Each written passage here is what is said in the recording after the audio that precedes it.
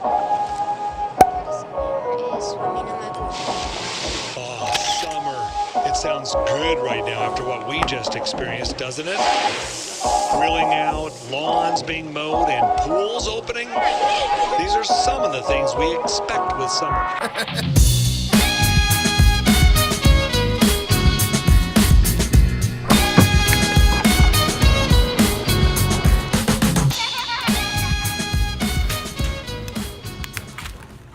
Hey guys, welcome to today's video. I thought I would do something a little bit different. So I started trying to film a weekly vlog this week, but I have no footage. We have not done anything. Well, classes start next Tuesday, so up until that point we've just kind of been really bored and looking for things to do. But today I have a little bit more of a productive day planned, so I thought I would take you guys along with me and share a couple tips with you on how I'm planning to have a successful semester. Last semester didn't go so well. Through a series of events, I ended up actually withdrawing from Ohio State, but I came back this semester. Rachel had a similar situation, and so we are determined to make this year a good year. I just wanted to share my first tip on being productive is getting the day started and getting ready. So I wake up, I make my bed, because if I don't, I know I'll get back in it, and I do something to get ready. So even if I'm not going to wear any makeup or do my hair that day, washing my face, brushing my teeth, getting all set, I find it really helpful to throw on a little bit of makeup, do something with my hair so that I feel a little bit more polished, and when I look good and I feel good, I'm definitely more likely to get things done. So I make a cup of coffee, do some really natural makeup, put on fresh clothes even if it's just another pair of sweats. So that honestly is like the biggest thing. Number one is get your day started right. Do something productive first thing in the morning, even if it's just making your bed. For me, mornings definitely set the tone of the whole rest of the day. As I was walking back, I'm sweating so much, it's so hot outside. As I was walking back from the other side of freaking High Street after the office was closed, there was this man following me. Again? And he kept saying, "Hey baby, I like your tattoos," and all this stuff. And so I was like ignoring him completely. And then we were crossing the street over by where Target is, so it's just the crosswalk, and he tripped over it.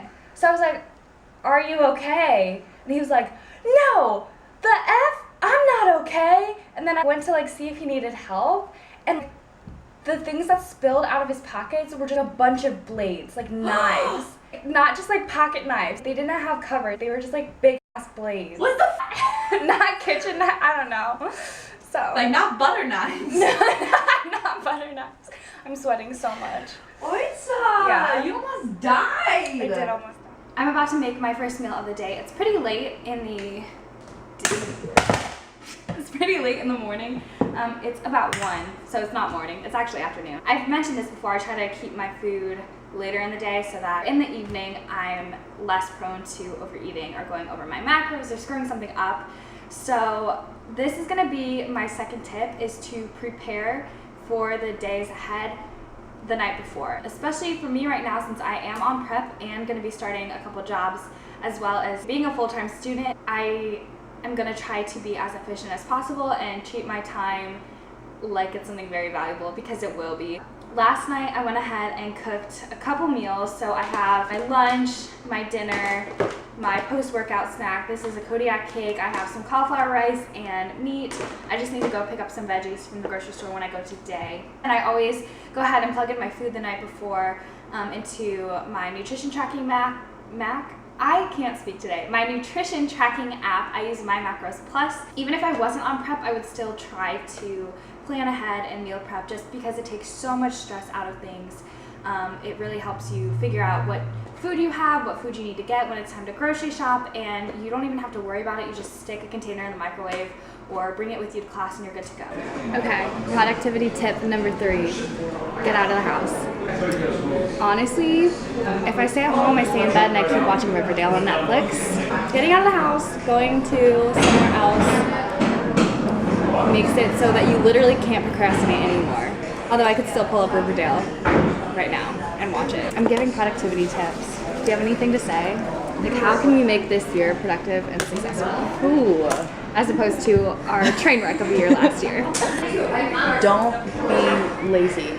Yeah, I've been noticing recently, like, I'm not necessarily lazy about big things, but it'll be little things. Like, I just don't want to put my shoes away. Yeah, or just something like that. taking care of all the tiny things while you're thinking about it. Yeah. It just saves so much. I just don't want to do it right now. It's literally going to take me like 0.2 seconds. Every night I try to clean up my room a little bit so then I don't have to worry about it. And also if I have messes around the house, I'm laying in bed and I can't sleep because I'm like, there are dishes in the sink. My shoes are somewhere they shouldn't be. You're like Monica from Friends. Oh my gosh, it bothers me so much. I'm not at her level because obviously I'm still kind of... A train wreck? What? What? So I just pulled up to the gym and I thought I would go ahead and share with you another tip. So this is something that really changed my perspective, and that's to establish the non-negotiables in your life. So these are things that you're not relying on motivation for. These are things that you do every day regardless of how you feel. It's more than just prioritizing. It's really just reminding yourself of your goals every single day and putting in place the steps that you need in order to reach them. So with school starting for me, classes, definitely non-negotiable. And then at least while I'm on prep, my training and nutrition are also non-negotiables. This is more of a mindset shift than anything. It's really just figuring out what's important to you and what you have to do at the very least in order to reach those goals. So obviously, you know, I want to kind of go above and beyond and take big steps towards my goals, but on the days where the motivation's lacking and I'm not feeling very driven, I have a list of things that I do at the very least. So hit my lifts, finish my cardio, hit my macros, go to these classes, and then it just kind of takes a lot of the stress off when things get really overwhelming. You have, okay, these are the basics of what I need to get done. And then you can just, you know, check the things off the list. He's just chilling. Oh, bye. It's currently 6:45 a.m. a couple days after I shot those last couple clips, but I realized I never filmed an outro clip, so I just thought I would wrap things up. Thank you guys so much for watching. I hope that you got something helpful out of this video. I know a lot of it is advice that seems pretty intuitive and things that we already know, but the hardest part is putting it into practice. So I've been actually incorporating these tips into my life leading up to when classes start, which for me is in a couple days. Terrifying. So that when classes start and work starts and everything, I already have some of these habits kind of built. So I hope you guys have a really successful year if you're going back to school, and I will see you in the next video.